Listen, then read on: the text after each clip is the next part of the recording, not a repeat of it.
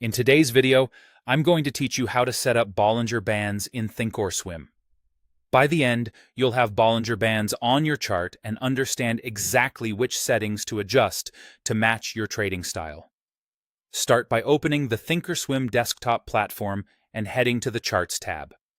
This is where you'll view price action and add indicators. Once your chart is up, look for the Studies button, the one with the little flask icon. Click that to open the Studies menu.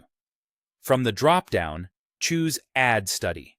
A panel will appear where you can search for indicators.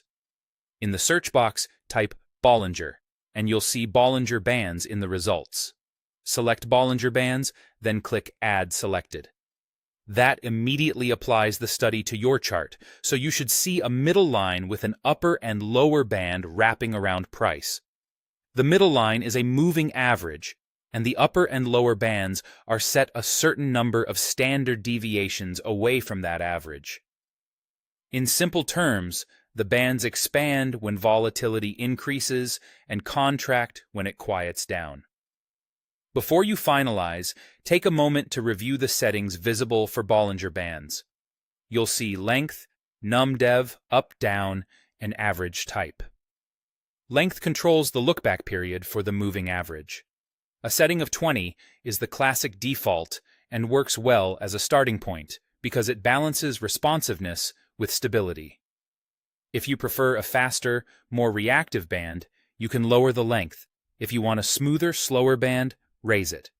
Num-dev up-down sets how far the upper and lower bands sit from the average in standard deviations. A value of 2 is common because it typically captures a large portion of price movement while still highlighting moves outside the norm. Tightening this value makes the bands hug price more closely, while increasing it makes them wider and more selective. Average type lets you choose the kind of moving average used for the middle line. Simple is the standard and is widely used, but you can switch to exponential if you want the average to place more weight on recent prices. Keeping it consistent across charts can make your analysis easier to compare. When your settings look right for you, click Apply, then OK. You should now see the updated Bollinger Bands on your chart.